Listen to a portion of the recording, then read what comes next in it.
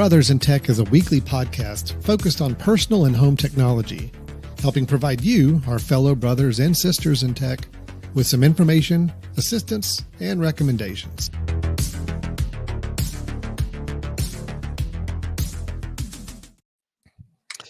Hello, everyone, and welcome to Brothers in Tech here on the Mesh.tv podcast network. My name is Alan Jackson. Off to my right on the screen is my brother, Brian Jackson. And Brian, how you doing?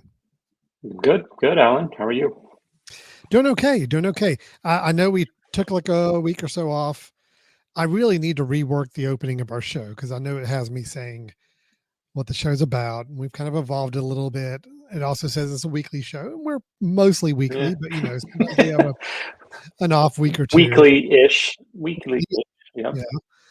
So I really need to update that opening. But for those of you that because most people know us. They know this show, right? So they don't need to be reminded exactly what the show is. It's well known. It is well known. Jump right in, just start talking. Don't need any setup, no opening at all. But well, for those that didn't pay attention during the opening little theme music bit, this is Brothers in Tech. This is our show where we get together and talk technology, as you can probably imagine, but we are talking about technology from a very personal home family use. We're not getting into enterprise corporate world of high-end tech. I mean, this is stuff that people are using in their homes and their personal lives and their daily habits every day. That's the kind of tech we like to talk about and digging into. And just to go ahead and get it out of the way, yes, we are going to talk a lot more on the Mac Apple side of software and hardware. Much more than other platforms. Not to say we don't recognize them and we don't appreciate the other platforms that are out there computing wise, but we're Mac people. We use Macs every day. We use Apple products every day. We know those best, so that's what we're going to talk about and get deeper into. So, Brian, how you been? It's been a couple weeks. We did take a week off last week. Well, no, we actually did last week. I'm glad you can remember that. We didn't do earlier this week, but we had about a week and a half here. So before that, I think it was maybe 2 or 3 weeks that you and I took off, and those were amazing 3 weeks for me. Not having to work with you, but yeah, I enjoyed it too. Now we're back at it, and we're fairly consistent now. No, I'm good. It's busy. It's a busy time of year, and hence one of our discussion topics today that I wanted to bring up because of the busy time of year and lots of things going on and lots of things to juggle. And so I think it is a perfect time for us to find some ways to maybe try to make that better. We thought about doing email again. And just, literally we could just make Brothers in Tech about an email. We're just an email podcast. Every week we're going to change to a new email program. And since you and I talked last time, I think I have gone through 5 different email iterations, switching to different apps. I will tell you that even though as of about 2 days ago, I got very happy and content and said, okay, I've made full circle back to where I started all of this and I'm comfortable again. Then just today, I realized that I had lost, and somewhere in the translation of doing all these different apps, I had lost about 6 or 7 different emails that were kind of important that came in and had been put to spam. And interestingly, I went in and tagged each one of them as, okay, this is not spam. I went into the actual Gmail kind of online, and they still started happening. So somewhere along the way on one of these apps one of these apps is very upset at me for not continuing to use them, that they've now taken over and started to spam even people within my organization, which I think is kind of interesting. They are the most unlikely of people to be tagged as spam because they're coming from the same, email address that I am or the same email organization. Somewhere along the way, one of those apps has gotten really pissed off at me. So So that's going to be a fun next week to try to figure out which one of them is still trying to do things, even though I'm not using them. So you started the path of exploring different email programs that we all do. It's like a rite of passage for all of us. We have to do on a semi-annual basis. When you say started, I was going to say I did it again, right? I tend to do this every few months. Yes. Yeah. Mm-hmm. So you started and you felt like you'd made your way back to the email program that you started with, and you were going to be happy with Correct. that. But now Correct. you're uncovering a little fluke issue that's concerning you.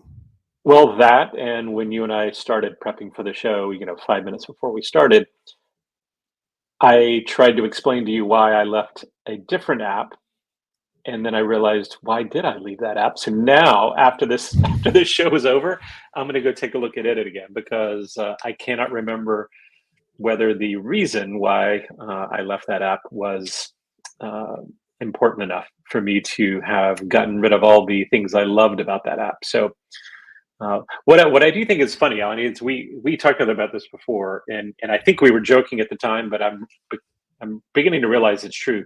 There is not a perfect email app. No, there is not one. And when we start talking about all the things, and one of the problems is, I think if you're someone who has not gone down the road of getting out of the default email app that comes on your phone or on your computer, you probably don't realize what you're missing, and you're probably in a much better place when you don't realize what you're missing out on.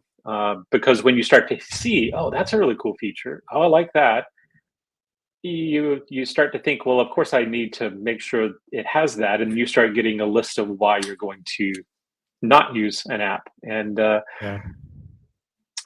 so I think that's kind of where I am, that it's caused some issues for me to let's see. Yeah, for those listening, I private messaged Brian right in the middle of his little spiel there, letting him know that I think that maybe his recording is set to use the wrong microphone on his end. And this is something a good brother does. I try to look out for my younger brother. I want him to sound the best that he can. And I felt like he was just a notch below where he normally is. So let's see where Brian is. Brian, are you? So I am back now. And So I was a notch below perfect, and now I'm back to perfect, is what you're saying, right? I don't remember the word perfect, but you were that's what I took below where you normally are. Now you're back to where you normally are. So that's good. Yeah. It's funny. I think you purposely did that. You purposely you're the one that runs, with our system that we're on right now, because if you remember last episode, you had the very same thing, and I had to correct you. Yes. Of course, you're legendary for your sexy podcast voice, so it was very obvious to everyone that you are not on your nice microphone. I noticed 10 minutes before we recorded that you were on the wrong mic, but I'm like, nope, you know what? Let's let this play out a little bit. And no, I really didn't. I should have called your attention to it earlier. Yep. My apologies. That's all right. That's all right. Luckily, touche, my brother. It's not like we talk about technology or anything, so we shouldn't have had to worry about that or deal with that. No. We should have walked people through about how I fix that. And look, all right, maybe I just kind of spaced out, because actually I for the first time in a while, I'm kind of tired of talking about email. So it's honestly kind of got to me where I'm happy. I'm good. I'm in a good place right now. I don't need to open up some new wounds and start. Really? You don't mean to talk about something. Brian, I think last week when you started talking to me about all the research you're doing on different email programs, I got jonesing just a little bit. I was about ready to jump in. I'm like, oh yeah, I need to go refresh my spreadsheet and check out all these other options and reevaluate. I'm like, no, Alan, stop. You're good. You're in a good place. You're in a happy place. By good, this is the same good that you were talking about maybe a couple months ago when you said, nope, I found the perfect one. And then now you've also changed. I'm in a more perfect place now than I was that perfect place then.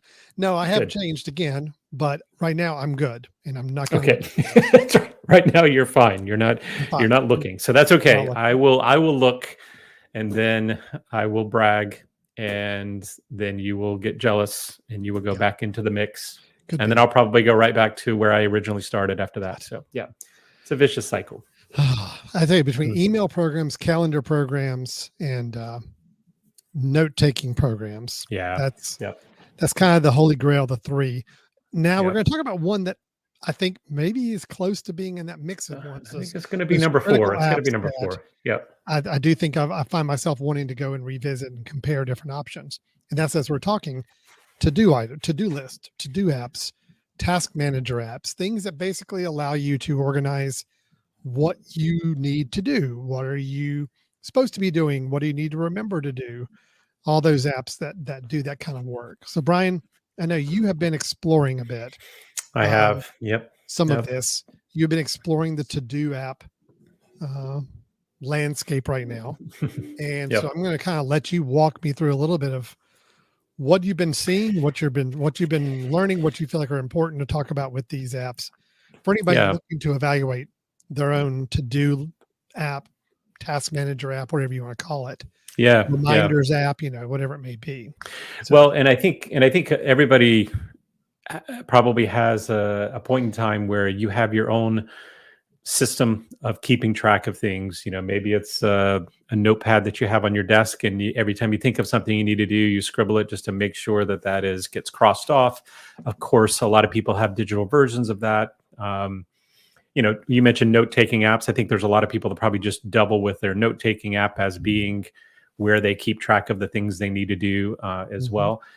I've kind of gotten in the habit over the years of always having a separate app, something that the only purpose that thing has is a list. I'm creating a list of things that need to happen, like a shopping list, right? Like that, but a shopping list for my daily task. And it just gives me so much comfort to be able to check those boxes and get rid of those things as I see them. But I need that landing spot, and I need a comfortable landing spot where I know what's going to be, and I know I'm always looking there so I don't lose track of things. Right. I'll go ahead and say that the one that I probably won't speak a lot about, even though I think it's still one of the best ones, is Things. I've been using Things for a couple of years now. And right now they're on Things 3, I believe. So if you become interested in it, it's a fantastic app. You may be wondering why I'm leaving that app. I'm not necessarily leaving. It's one of the ones I'm considering. I have access to it. I've been using it. But I also realize that I've been using so little of its capabilities. But that also tells me that it's not organized in quite the way that I would normally have used it. So yeah, while we're talking, let me just use this as a standard, right? Because it is truly one of the standard kind of to-do apps. So Things is cross-platform or cross-device capable. You can have it on your watch, as you can see here. You can have it on your iPad. You can have it on your Mac. You can have it on your iPhone. And you put a really, really simple. One of the reasons I use it has been just the simplicity of adding something to it. You press the plus button, you type what it is, and then you're done. You don't have to necessarily go through a list of lots of things that you need to do to it, but you have the capability of that.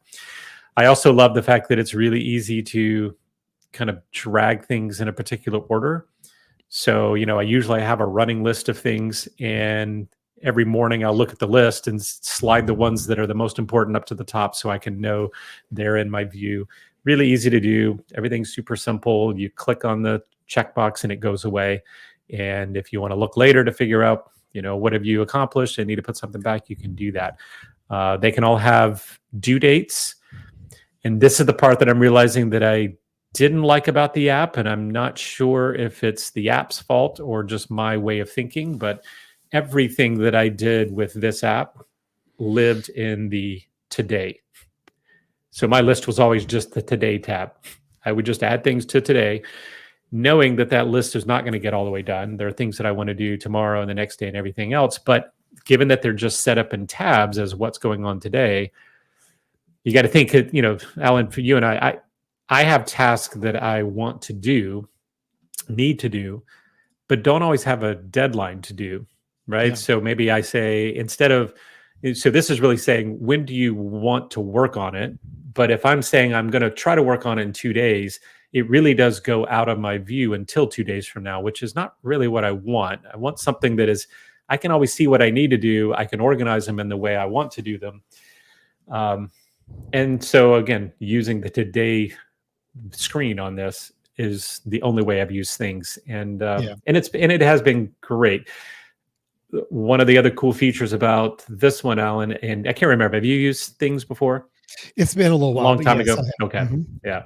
So one of the beauties of it is that it does have a way in which you can, if you're on your Mac, you can have a keystroke to do, I think mine is Control Option spacebar, and a little entry screen comes up in just the center of my screen, and I can say, oh, do this, click enter, and it adds it to things. So it's a easy entry, from anywhere that you're working.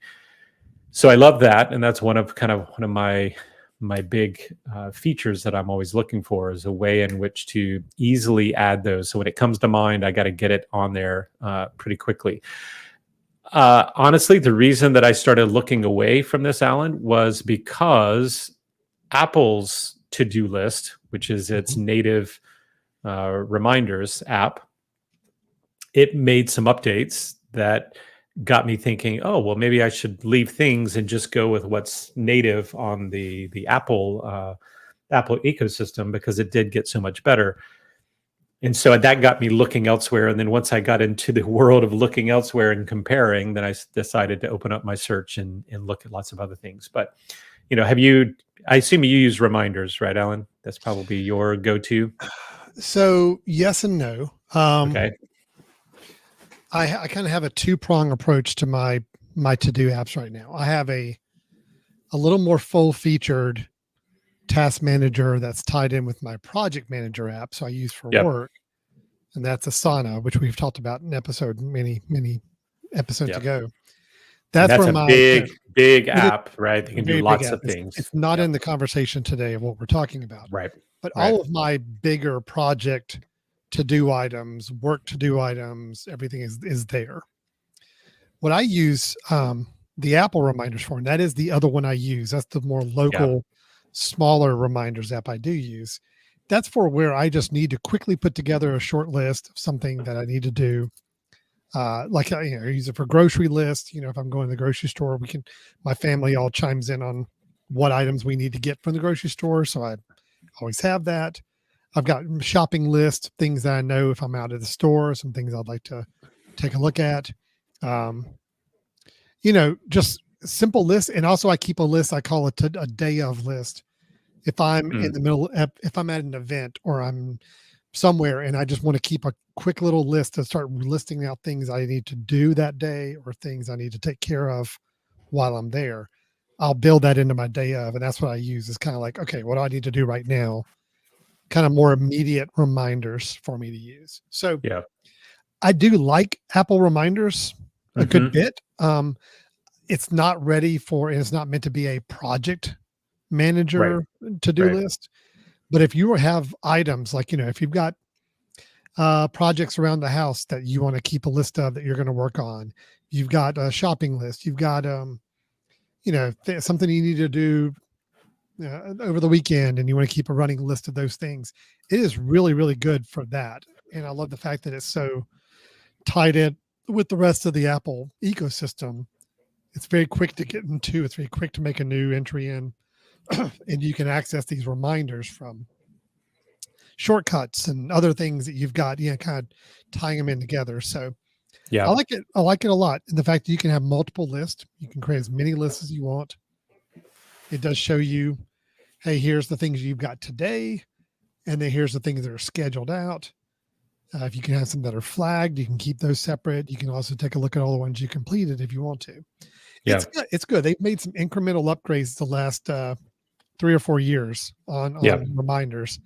Well, specifically the last year, I think the previous update really made some significant changes to that. So and I personally like knowing that I can add images to it as well. To a to-do item, you see a little icon of an image there I've got attached to it. Of course, you got your due dates and due times, reminder times that it'll notify you if you have your notifications turned on for it.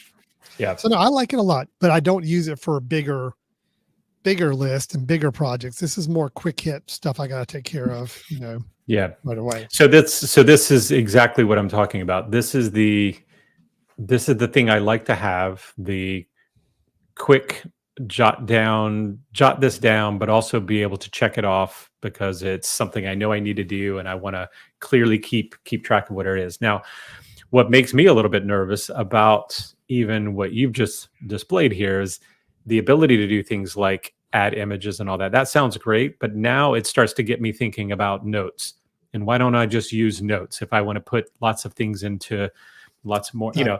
So all of a sudden they become really they become similar, but I mean, similar. I think the key is just knowing what you're using this for. For me, the pictures are honestly, if Suzanne asked me to go get something at the grocery store, right? I have no idea what she's talking about, but we had an empty bottle of it at the house. Take a photo, attach it to my to-do item. Okay, I need to get vinegar, but I need it to look like this bottle, so I know what I'm getting. It's perfect for that. But you're right; it does start to glance into the notes area a little bit with some of those features.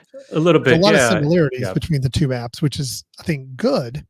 Yeah. If you learn how to use one, the other one has the same kind of functionalities involved. But and integration between the two, I think, is useful. I think that's one of my big things that I'm trying to go through right now, and I would encourage a lot of people to do is think: is there duplication of efforts that you have? Right? Do you have a list that you keep, but you also keep notes in a completely different place, and you like to one of those is going to refer to the other, and you're, do I want a place where all of this can happen all together? Do I need them to be separate? Is there integration between the two where I can start one in one place and move it to the other so that it has changed to something else? I think there's lots of capabilities. I spent some time with Apple Reminders. I like it.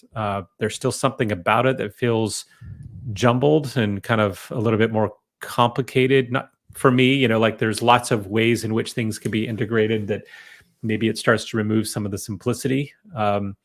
Just for comparison, Alan, let me show things, and you'll notice it's not that different from the on the outside here. So there you go.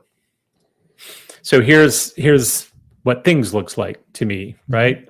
Very similar. You've got folders on the left. You've got ways in which you can look at different things. Now, this would be what you're seeing here would be like what's on Apple Reminders when you click on all and say, show me everything, right? This is kind of the everything that's happening today or should happen today.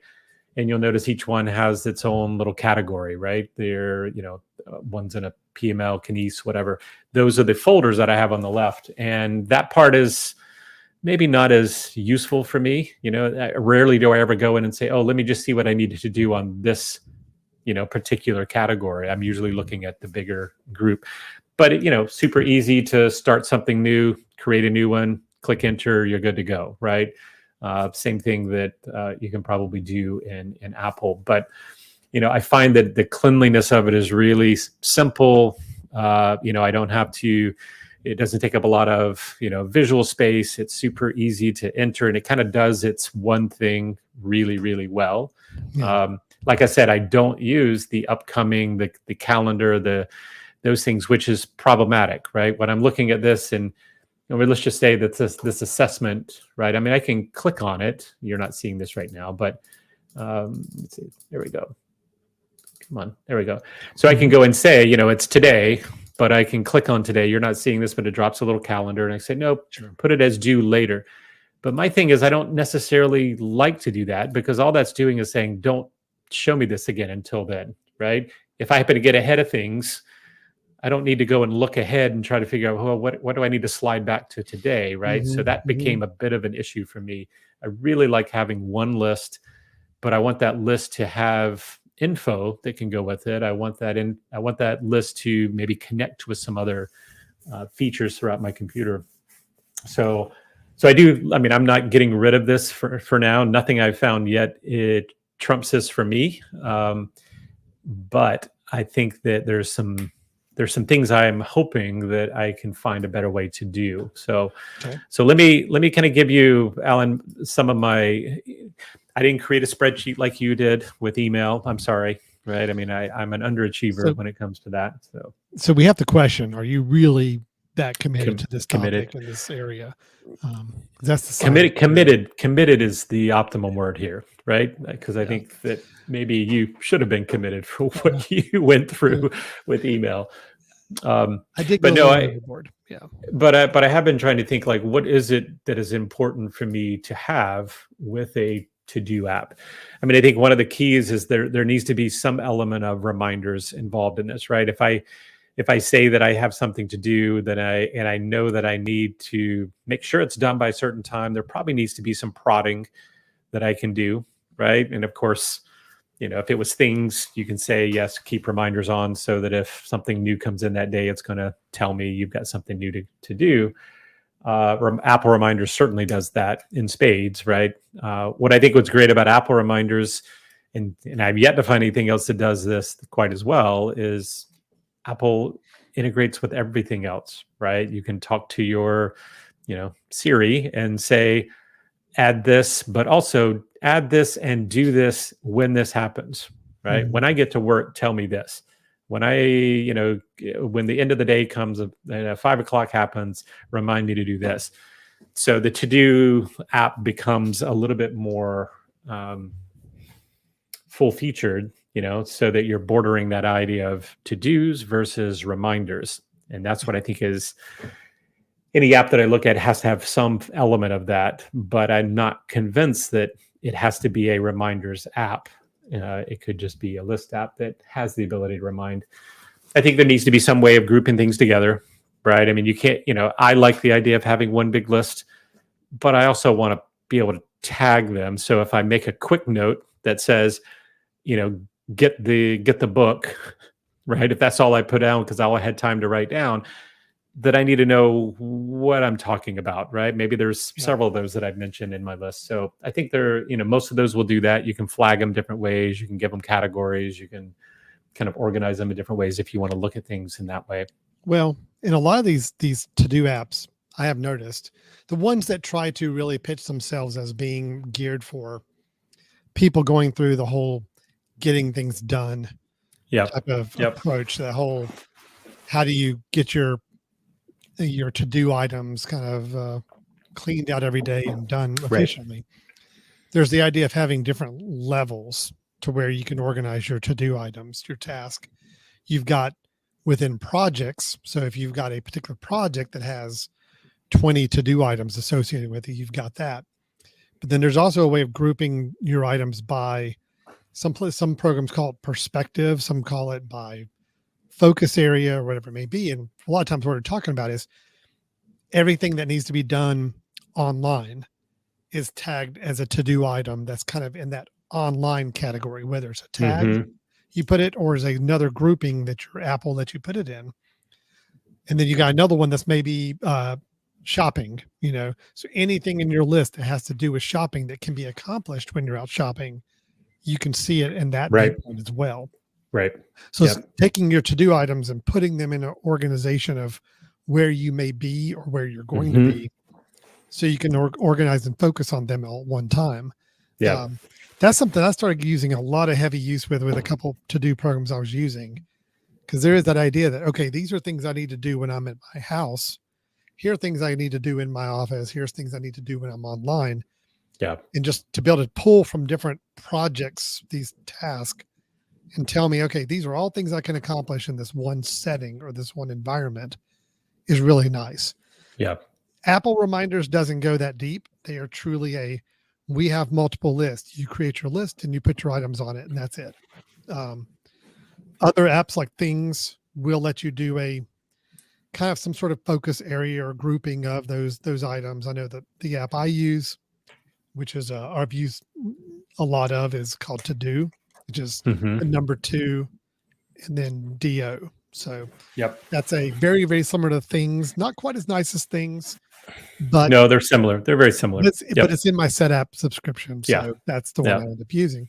And it has that same functionality. We're putting projects, but I can also put things in the list, like different groupings, and just know that that's where that to-do item can be accessed as well. So and I will say, I think there's opportunities for this to get even better with things like the iPhone and even your Mac, of having focus areas, as you talked about. Are you home now? So we're going to switch everything to home view, right? And maybe I'm still hopeful, and of course I haven't played with this enough to be able to do it yet, but I'm still hoping to one day get to a point where the moment I get home, my phone kind of switches over, and the only apps I see are the ones that I like to do to, when I get home and get away from things, and I leave and I get in the car and I get to work, boom, everything now switches to my work apps, right? So having some customization that happens, certain things are not going to happen. I mean,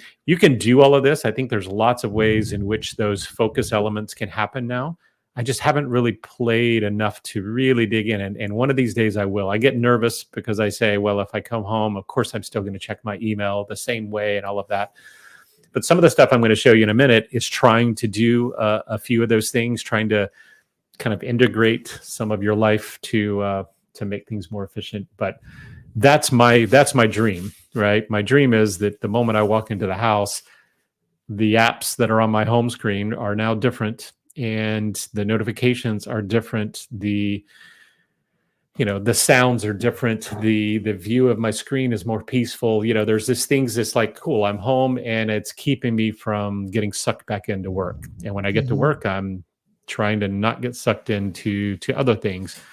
There's lots of those things you can do now. You can put those in place, but it's going to take some setting up and also some commitment to that. So, but let me mention a couple other things, Alan. I think it's really important because I treat this like my sticky notes, right? This would be like having a pad at my desk where if someone mentions, hey, remember to do this, I just quickly grab a pen, scribble it, and I know that it's there, right? I'm safe. I know that it's there. It'll be in front of me and easy to do. If it requires lots of steps to add something, then it's not going to be very effective for me, right? Yeah. I need something that is super easy to add.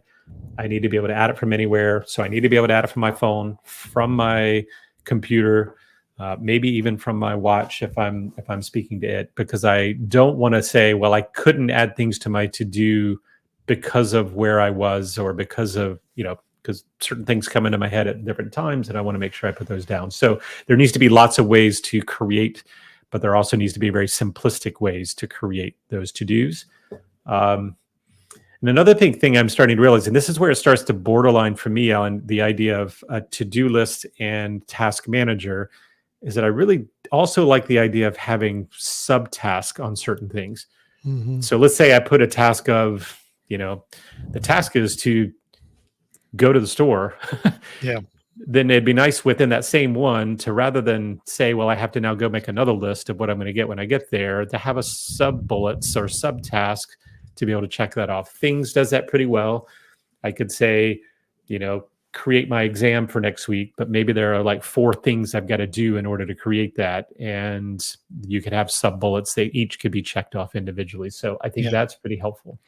I do too. Now, granted, that may be a little, it starts to get a little overkill for some people that just need a simple task manager. But I could argue that even on some simple task managers, having that capability of doing subtasks would be really important. Yeah, there's a lot of things we find ourselves doing that have multiple steps. And, it's one thing to just put up one to-do item and say, bake this cake, But if you needed steps underneath that to understand, what does that mean? What do I have to accomplish to do that bigger task? It'd be nice to have that instead of trying to type it all into one big long task and make that a one all or nothing kind of option. So, well, and the other thing is, remember that when it's one big task, that means you're putting off the accomplishment until much later. And the beauty is to be able to get things off your list. So leaving a day, when I checked off 2 of my tasks that were subtasks of the full, that still, it means I'm making progress. Whereas if I didn't get all of them done and it's only one thing, make sure this is done, then, now I'm not quite being reminded of where I am on certain things. So I think to me, there's some really helpful ways to have subtasks.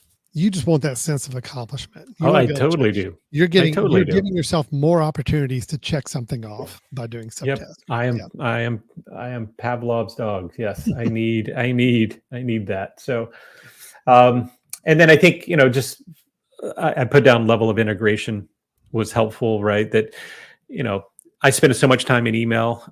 I'd really like to, if something was important in an email, to not have to go then and retype that same information over in the to-do. It'd be nice to be able to say, well, that email, I need to remember that email, or I need to do with that email. So Yeah. now all of a sudden, if I have to-dos in my email, then now it's different than my other to-do. And now I start getting more complicated. So I'd like some integration of those things. So those were, to me, a lot of the, hopefuls that I had as I started to compare some things. I just want to clarify what you said earlier, that there are some really good ones out there. Todoist, I think, is another one that is really, really well liked in things. I think those are some of the big ones that people, that's what they do. These things are to-do list, and they are fantastic to-do list.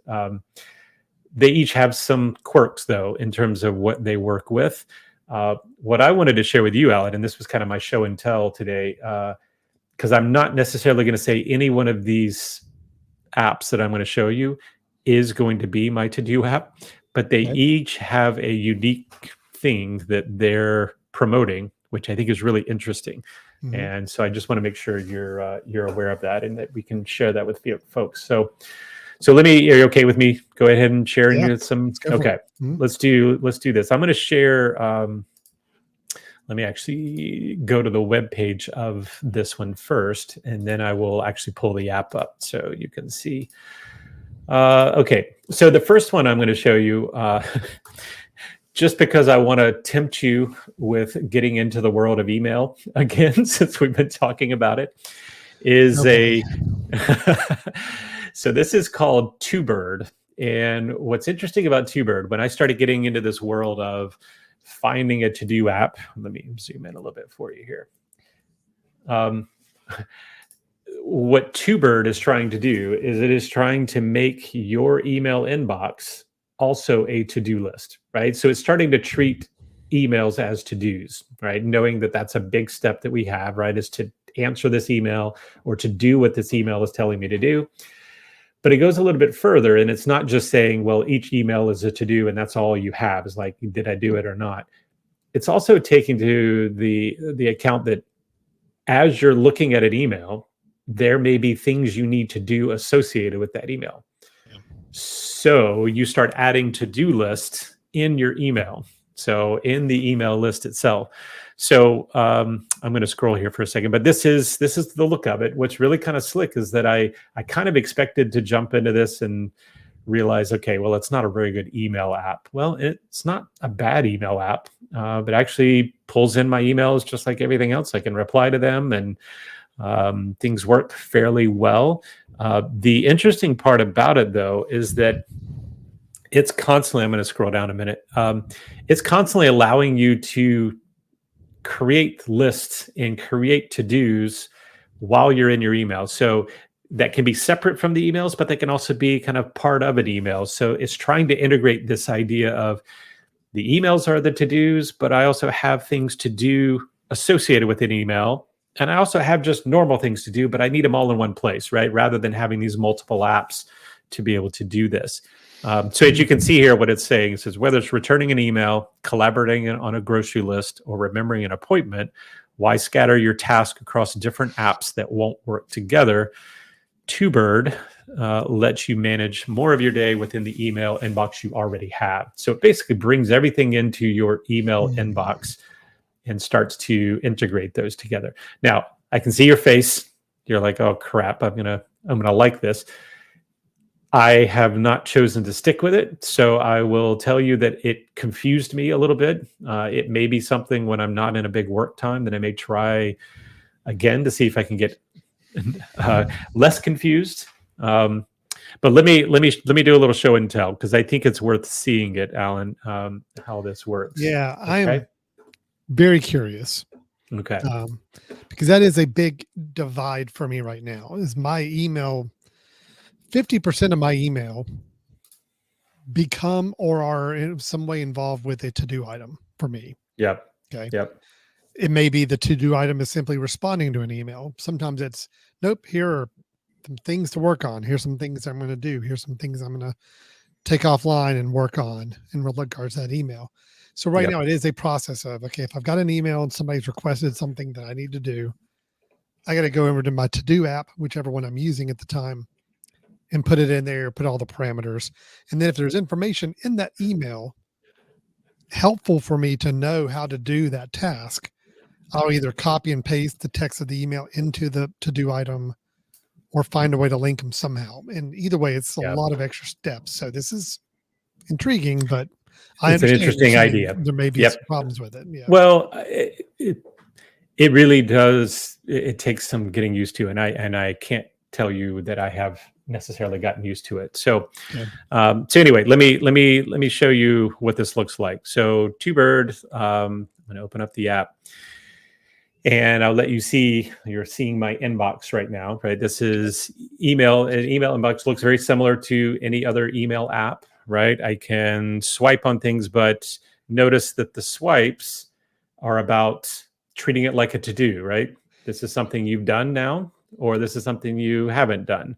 So if let's see which one I want to show you. Okay, so if I go into the email, right, you'll see the email itself is just like any other email, right? I can go and reply at the bottom. I can click reply and start typing, which is kind of a slick little look to it, right? It pops up a little window rather than taking over your whole screen. It's like you're, almost doing a text version. You can reply to those folks and, click off of it again. But here's the difference. If you look down the bottom right, you have the, I think this is the snooze, right? So you can say, remind me of this, which is great. The one next to it is where it becomes interesting, right? You're now clicking it as to do, right? So you're saying almost like unread, you're saying, I need to do this, right? And you'll see on my list now, I have two things that are to do. And I've yet to figure out the difference between the to do and just unread. So it really treats it, if you've not read it, you still have to do something with it. So it's kind of going to that email zero inbox, right? Sort of approach. Now, here's the other thing is now I'm back on the list and it has that other plus at the bottom. I think, let me remember if this is right. Yeah. So now I can create a to-do list, or I can create any sort of notes, right? Notes, list, whatever. I can make it to-dos, right? And I'm just kind of piling in language, and I can actually tell it to remind me about this list later. So it kind of treats it almost like its own email. And now that to-do is in my to-do list, right? Which includes the other emails that I still need to deal with. So if you can kind of imagine, like, it's combining your list or your notes along with your emails, and each one of them is something that has to be done. Something has to be dealt with, right? So as you can see, it's almost like I have a brand new email that is in my email list, but it's the notes I just made to myself that need to be dealt with. So I've been trying to figure out, like, how do I work with this? I'm assuming that each to-do would have to be its own note, right? Like if I'm just quickly saying, hey, I got to do this, one quick note, and then save it, and now it's in my list to do. And then when I am done with it, I can go and say, hey, I'm done, right? Slide it and say it's done with. But that doesn't make a lot of sense on a, checkbox list, right? To be able to say the whole thing is then done. So that's the part that still confuses me, is like, how would I do? I like it. I like the idea of the fact that we're integrating some notes and things, especially on an iPhone, where those things have had to be different apps before, right? Jumping over to notes, jumping back to email, but you're actually creating some things in there. Of course, hiding done means that anything that I've done previously up to this point, even in email that I've read and said, don't keep it as undone, is now hidden for me. Right. So what are your thoughts on this as I kind of toss out I think I get it, but yes, it is a little bit of a weird stretch. I don't know. I'm curious. I look at the concept on the surface is great to me. I think it's a great concept because, like I said, easily 50% of my emails turn into to-do items or have some element of to-do on them. Sure. Having that in one place makes perfect sense, but the implementation is what's going to be key. I mean, if it's confusing or if it's kind of clunky to get what you're wanting to have done, then it's not going to be a winner. I mean, you can go back to your original way of doing this. But I love the idea. I mean, to me, a perfect app from a productivity standpoint is a really robust email program that has a really great calendar built in and tied in with your email. And then you also have this great to-do list. Yeah. All three working together because they all deal with time. They all deal with things that have to be taken action on in some way, shape, or form. Yep. You would think you'd have all those tied together. And I know some apps have tried to do that. With some of the apps we use have to-dos and and calendars built in. They're just not always the best versions of those other apps. So you kind of go with a more dedicated app to do it. I don't know if TwoBird is a good model, but I mean, I like that. Well, but let me pose this to you. This is what I started thinking would be ideal, and it's a shift of perspective, but I think there are ways that this could really be helpful. So for me, Alan, when I see an email, you're exactly right. When I see an email, it generally means I need to do something. That to do could simply be I need to file this somewhere so that it's in the right place if I ever need to get it again. Maybe that's the to do, right? The other to do could be I got to reply to it. Another to do could be I've got to do something with it, like send someone a new message, right? That's related to this. So if I started getting into a habit that every email had to have something done to it, and if it required an additional step, then that additional step really needs to be its own note associated with it. Now, what would be beautiful, and let me actually open it back up and make sure that this isn't the case. All right.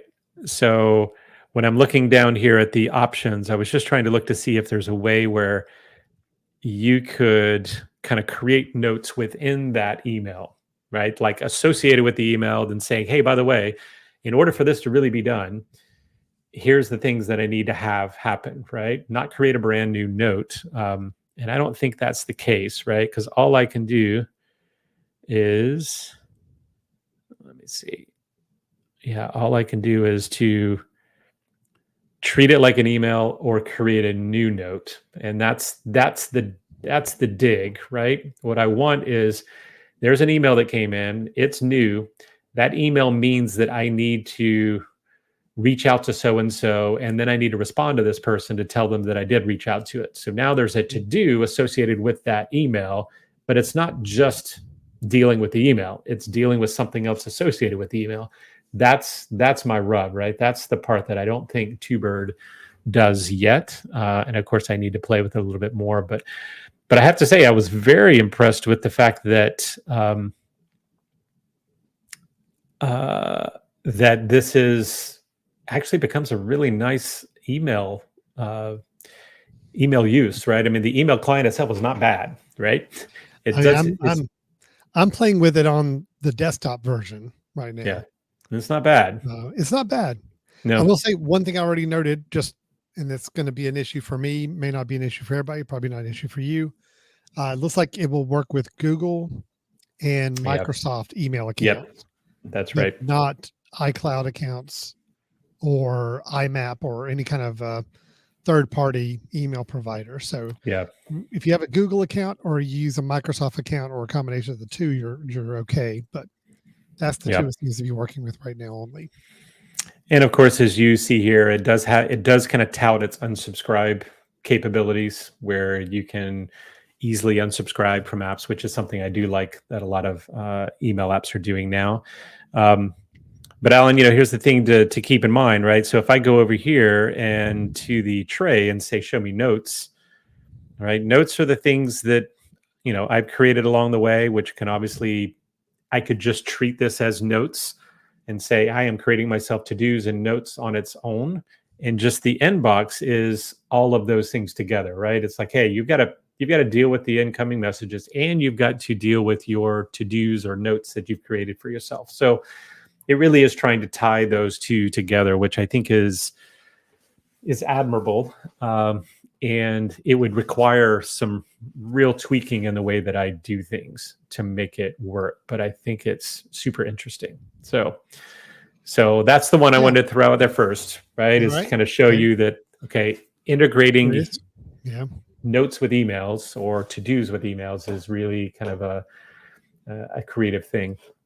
Okay, I'm going to show you the next one, Alan, which does something a little different. Sure. This one is called Sorted. Okay, SORTED. And what Sorted is, okay, here's the unique part, and there's some really interesting pieces here. So what Sorted does is Sorted makes the assumption that you have a number of things that you need to do today, and you have a calendar of openings in which you can do them, and it's going to help you find the times in your day to do them, right? So let's say that you have a calendar. The calendar is you have meetings from here to here, you have other meetings from here to here, you have meetings this evening, and those are already set. Those are times where you can't be doing other things, but you also have a series of to-dos that you need to accomplish, right? Okay. So what this does is this will creatively put your to-dos into places in your calendar in which it thinks you can do them when you have enough time to do them. Okay, so let me show you an example, Alan. This is looking at today, and it does integrate with your calendar. So you can link it with your calendar. It'll show up, as you can see here. Our recording is one of my to-dos. Let me just move forward. I'm going to show you. Okay, so this is a busier day, right? This is the day on Friday when I have lots of things going on. But as you can see, these are my calendar events, right? Now I did add one earlier. I added that work on task A just as an example. That, and you can tell the difference if you look on the times on the left. The ones that are locked, the ones that have the lock underneath them, those are calendar events. Sorted is not going to change those, right? It's not going to affect those. But the things that are not locked, like work on task A, was a new one that I created. So let me open that back up and show you. So I put on there that I wanted to work on task A, and I put that it was an hour-long task, right? That I needed an hour to do it. Okay. And by doing that, I actually, let's see, I went up to the top right and I told it I wanted to auto schedule my to-dos that I had for today. And it's saying, okay, well, do you want to schedule them within a certain block? Like, do you only want them to happen in the morning, or do you want to happen a little bit later? So I tell it, you know what, anywhere between 7 and 6 is fine. Next. And then you have this buffer that do you want time before events or after events? Do you want to buffer around your to-dos, right? So it goes and it says, okay, great. I'm going to keep it at 7 a.m. because that's where you had an opening. You had an hour that you can do that. But if I go and change it and say, actually that's going to take 2 hours, right? Let's say that it takes 2 hours. Okay. So now there's a couple of things that you can do. You can either auto schedule, right? Which I think if I went to the pro version of this, Alan, the paid version, this is free. But if I went to the paid version, the moment it got put in there, it automatically starts to look at new places that it could put it. Okay. However, if I don't, I can always go up there and tell it, to auto schedule, which is kind of quirky to go through that same part again. But you'll notice, let's see. Oh, it did not do it, did it? Oh, it didn't change it. It didn't change it to 2 hours before. I should have. There we go. Let's try that again. There we go. Now that's a 2 hour, right? And I'm going to say auto schedule because I realized I had just added some more stuff, and you'll notice now it moved it down to 2:15, which is where I actually had 2 hours to work on it, right? So that's great. Here's the part that I thought was super slick. Okay, let's say that this first one, and of course I have no time set for it because that's just a weekly thing that I have to check on. I'm going to move this back, Alan, just to make it. No, actually, you know what? I'm going to do a different one. Let's just add another one so we can see how this creatively is done. So I'll add a new one and say, I'm going to add a task that is work on task B.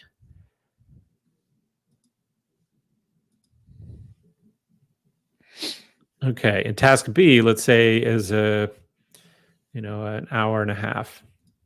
Okay. All right. So now task B immediately gets put just at the top there because it hasn't been auto scheduled yet. But let's say that, Alan, I decide to move it to where I want to work on it, at 9 o'clock as well, right? Okay. Which of course is kind of a problem. But now check this out. This is where I think is one of the slickest user interfaces that I've seen. If I click and hold on something and select it, let's see. No, it's not selected. There it goes. If I slide it, you see what happens on my timer over there. It gives me a way in which I can shift everything that's not locked. So let's say I have 12 to-dos. Each of them are 30 minutes. They're being plugged in.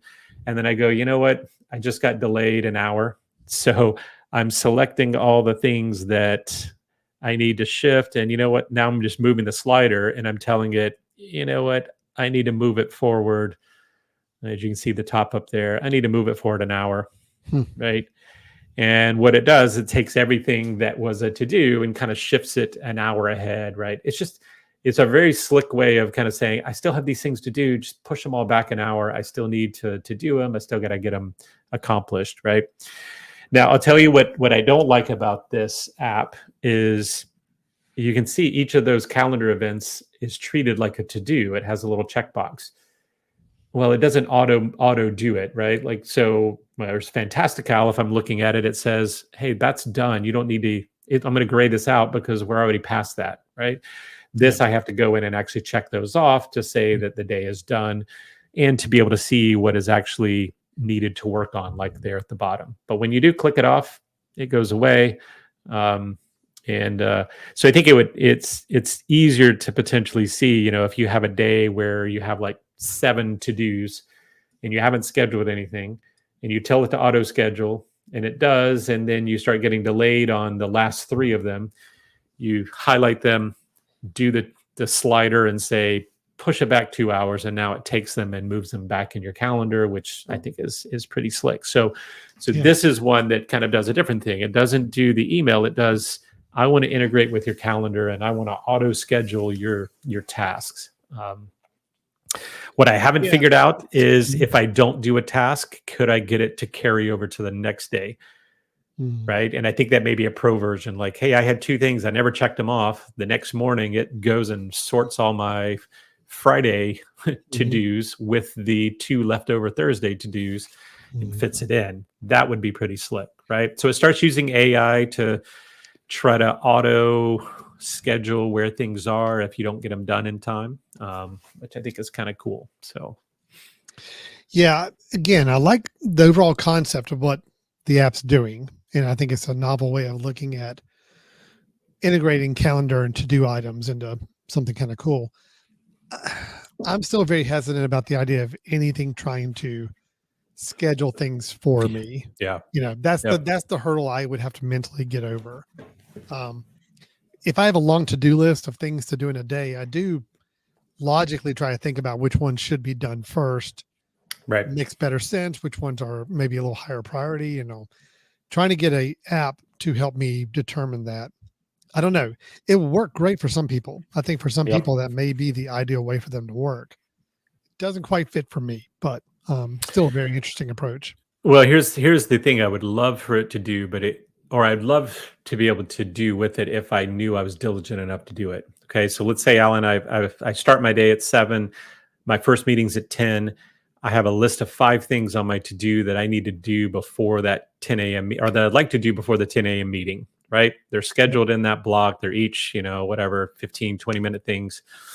But I get to 10 a.m. and it's getting ready to start that meeting.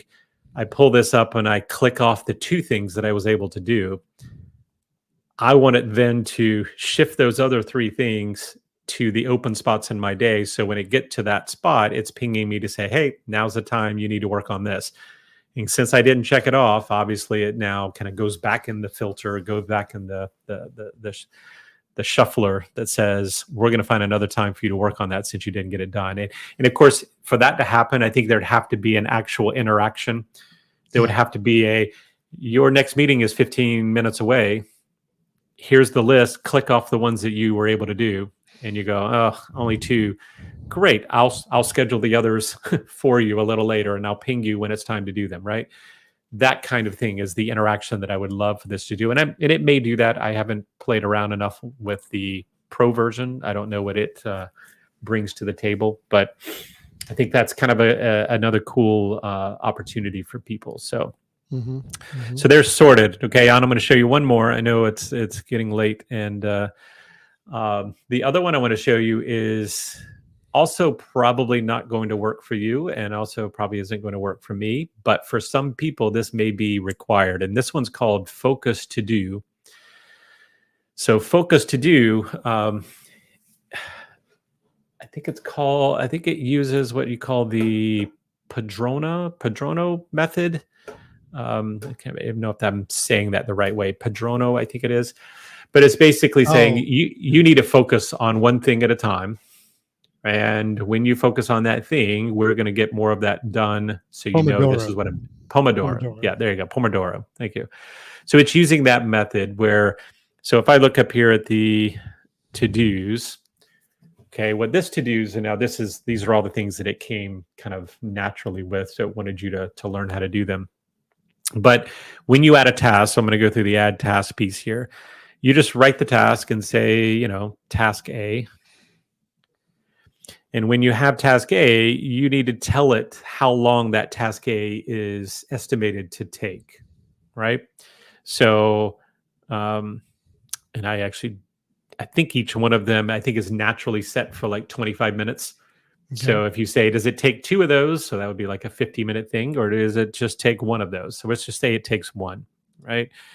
So I could put it in folders, I could flag it, all of that sort of stuff. But now I have task A.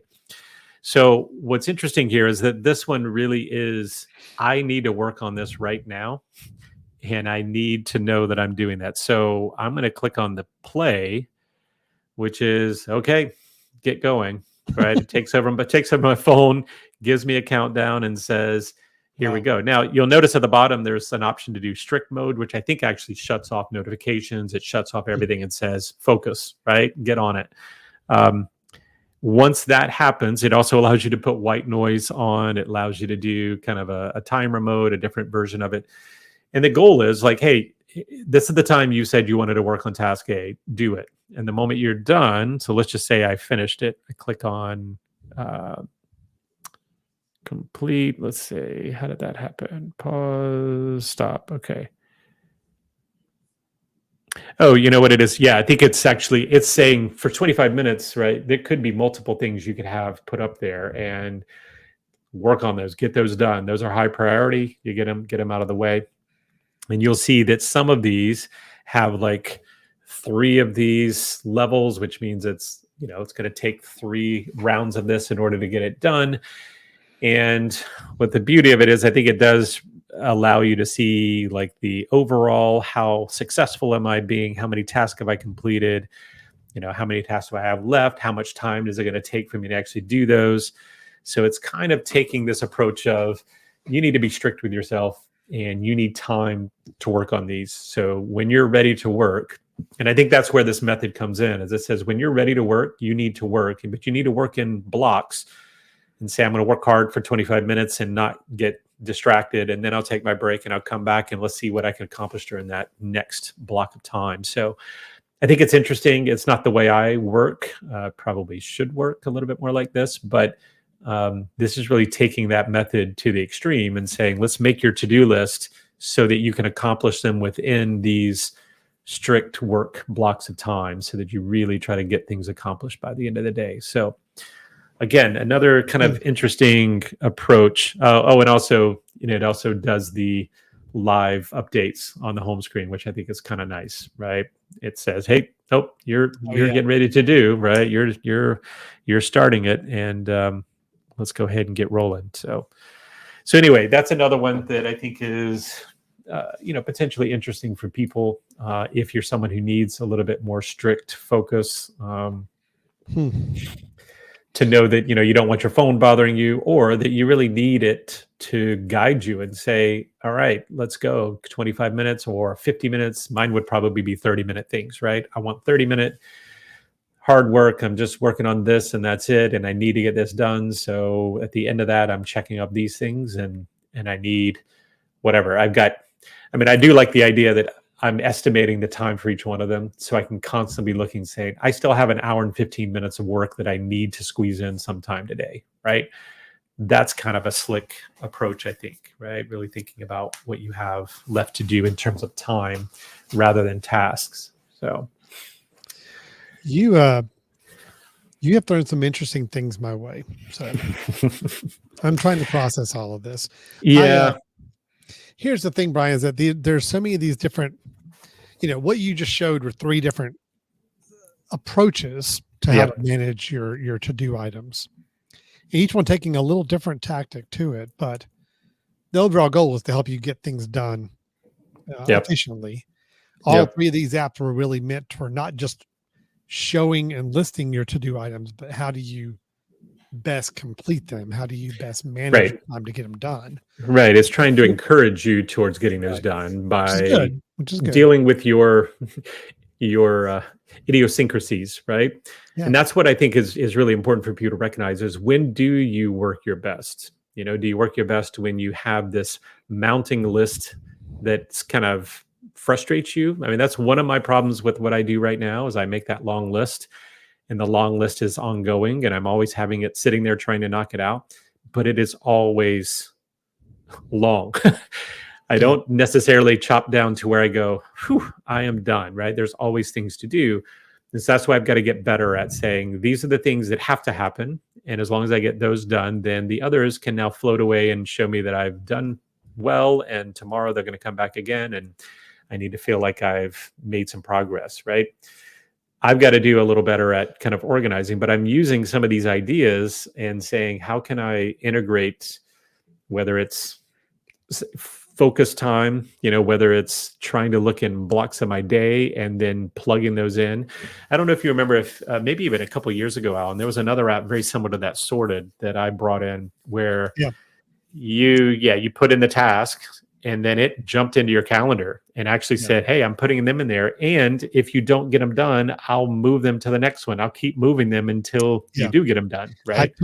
At first, I thought that was the same app. I had to go back and check and make sure it was a different app. But I don't remember the name of it off the top of my head because I didn't use it for long. But I love the idea that we was using AI to say, listen, you've got time in your day. We're going to try to schedule it for you so that you don't forget when that time comes, there's something new that you need to do. Now, Brian, you mentioned with all 3 of these you just showcased here, you mentioned that none of them are ones that you anticipate probably using.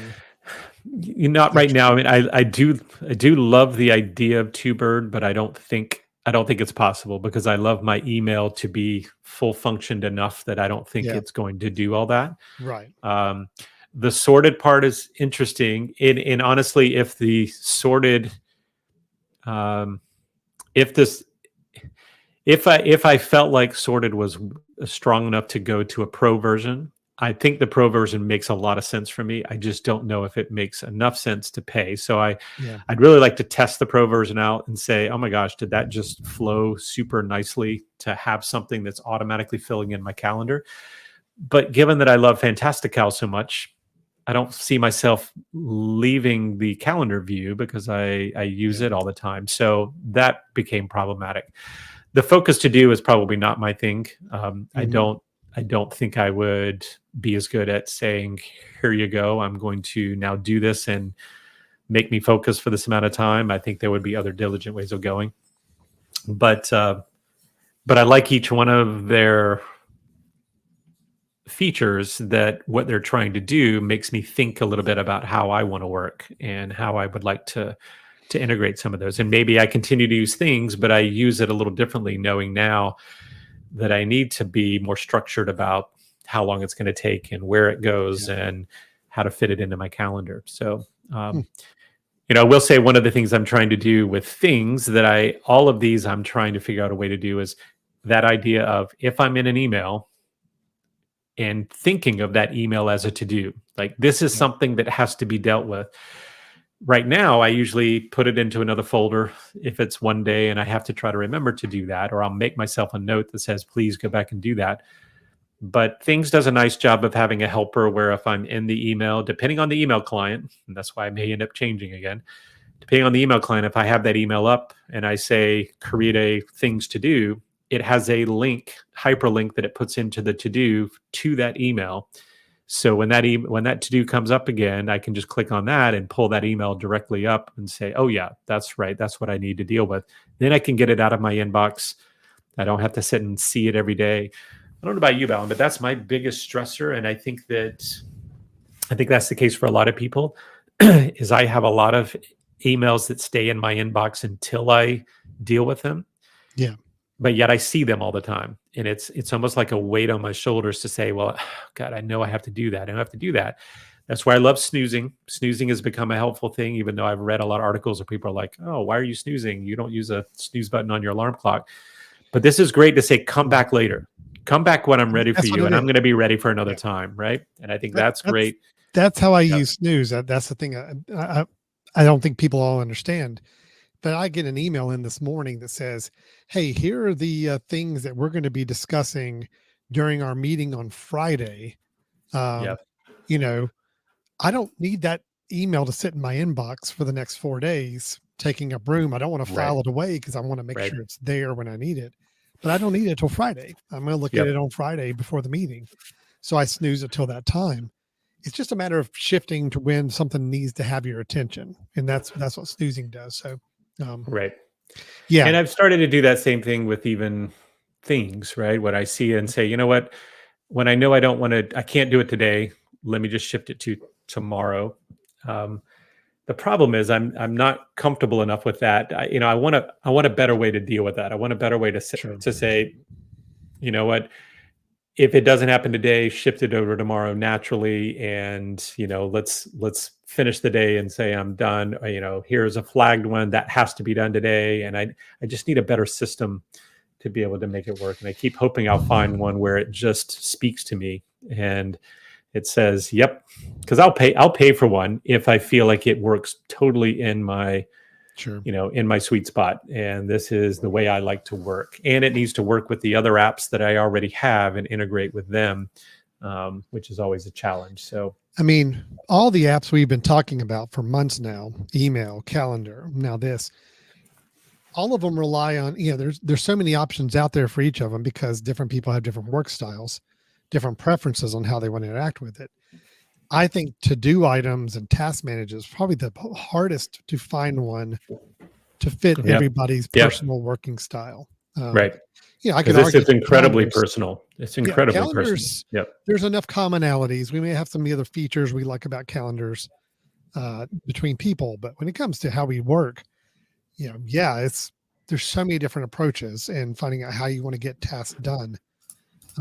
It's a challenge. It really is. I've always struggled with what is the best way to do this. I'm not happy with my current setup, having the one project manager to-do list item and then having a kind of more personal, quicker hit to-do list.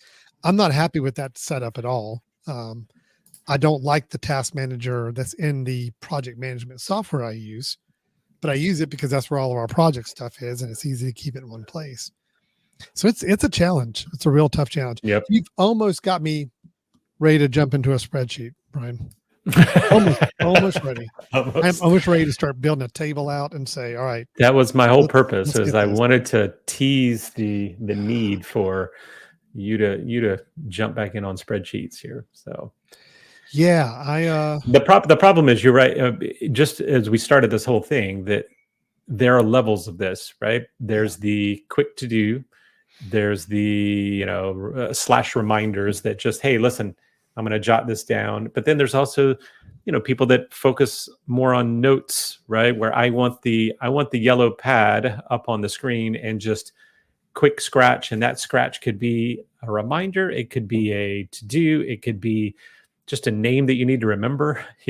Some people like to treat it that way. The other one I was going to just mention briefly, and it's something I just wanted to ask you about, because Notion, has been around for a long time now, and it is so much more than just a to-do app. It's so much more than just a note app. It's kind of an integration of all of these things. It's one of the reasons I didn't bring it up, because it's almost too big in that it does so many things that it would take a long time to get involved. But it has its own, it's like taking Slack, for example, and saying, I'm also going to have lots of notes for myself in here. And it's a workspace, right? Notion is a workspace. But it may be that I eventually get to one of those things. And if something like a Notion connected well with my email, to where I could easily say, yep, that email is joining that to-do list, and I really interact with the app like Notion moment to moment, then I think that's a good possibility. But I have to find something that works a little bit more effectively, so I'm not bouncing between, and that I also don't duplicate efforts. Duplicating efforts is another thing that I despise, right? I realize I've taken the note 2 places, or I have an email over here, but it's also related to this thing over here, and I had to make it twice. I'm trying very hard not to do that. So, yeah, understood, man. Understood. Yep. No, it's a lot. There's a lot to this, and the fact that I was opening up some of my to-do list items while we were talking and realizing how many items on there have not been done and how many are still floating out there, and how I've got stuff scattered in 3 or 4 different places trying to keep up with what to do, tells me that I don't have it down yet. So I'm going to be looking for that idea as well with this. So. All right. Well, thanks, Brian. Thank you for bringing it. Thanks for You're welcome. I mean, I hope it didn't depress you too much, but an hour and 30 minutes ago, my life was very simple. I had clear vision of what was in front of me. I knew what I was using. I was very happy. Now, once again, you started teasing me with some email issues, and now you've thrown this whole to-do task management at me, and I don't know what to do. Yeah. Actually, Brian, this was interesting. It was a good episode. You did great. Thanks. But I feel like we probably left with more questions and more open items than any type of like actual recommendations or closure. And that's what I told you. I did not want to recommend, can't recommend yet, because I think these things are so personal. I'm hoping something stuck with people, that someone goes, oh, that's the way I think, and that's what I need to look into. I know it's not me yet. I haven't found the one that sticks quite yet. But I also wanted to lay out lots of opportunities for you and I to have follow-up episodes, because, if we're always looking for something to talk about, well, we can always jump back into to-dos now. So we know we have email, we know we have calendars, and we can certainly jump back into to-dos. I mean, notes, my gosh, we could go lots of places with that, but I think there's that's the 4-quadrant that's productivity right. suite to deal with. So that's right. Yeah. No, I'm just tired now. I just want to go leaving go to sleep. Well, it'd be really nice if you had something that took your to-dos and actually started to make it work for you, right? Then you'd feel a little bit better about life right now. I'm hoping. I've been reading a lot more. I'm fascinated with what AI is doing these days, and every day I'm learning something new with AI. I'm just waiting for somebody to come up and say, you know what? You have a to-do list you've created over all these months and things to do. Now this AI tool will take it and actually perform those tasks for you and knock them off your list. That's what I'm looking for. That's what I'm needing. Yeah. That's what I'm hopeful for. So it'd be good. It's going to step up and say, I'm sorry, I'm canceling the rest of your meetings for the next 2 days because we're going to knock off these to-do lists. And here you go. Here's your first one. Get to work. Here's your second one. Get to work. I'd actually be okay with that. That would be good. Be pretty sweet. I would pretty sweet, wouldn't it? Yeah, to go ahead and cancel everything for me and to say, nope, Alan, I shut down your web browser. I shut down your news feed. We are just going to focus on this right now. And that is it. So have fun. That's pretty cool. Okay, let's wrap this up, Brian. Just to do a little tease, I think next week, next time we get together, email. I'm looking. Email. No email. No, done with email for a while. Done with email for a while. I want to get into something a little different. I'm going to show you because I've just this is not a it's not a communion wafer like it may look like from church. This is actually a NFC tag, NFC near field communications tag. I want to showcase this and how this will work with your mobile phone to do cool things that you want done around your place. So we're going to get into that next time. Yeah. So with that one, you may actually give actual suggestions of what to do rather than just make people confused and depressed and feel as though they're not doing things the right way. Feel pointless, worthless, lazy. Oh, you're welcome. You're welcome. Scattered. All the emotions I started feeling in your talk there, Brian. Yeah. No, we'll get there. We're gonna get it. So, Brian, if anybody did hear this conversation and for whatever reason feels inspired or feels like they're getting things done or anything, or maybe they're just like, I cannot believe you guys did not mention this as a to-do task list project list idea, whatever app. How can they get a hold of us and talk to us about what they're seeing?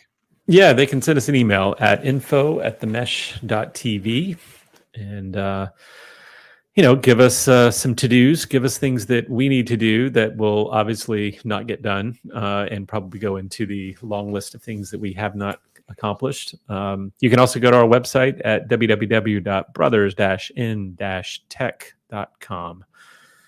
And I hope if nothing else, I get people at least thinking about how they would like to work and how they'd like to handle these. That's certainly the process I'm going through right now, trying to figure out a way in which digitally things become more efficient and I don't lose track of things, but I also don't get overwhelmed by the long list of those things. So I've got some work to do, and I would certainly love any advice that our listeners have that we can come back and say that we have some solutions. So, all right. Right. Well, there we go. I've got to go work on my to-do items because I've realized how many I still have, and I'm not making any progress on them. So Nice. We're going to go and wrap it up. Thanks everybody for listening to Brothers in Tech here on the Mesh.tv podcast network. We will look forward to talking to you next time. Take care. All right. Bye-bye.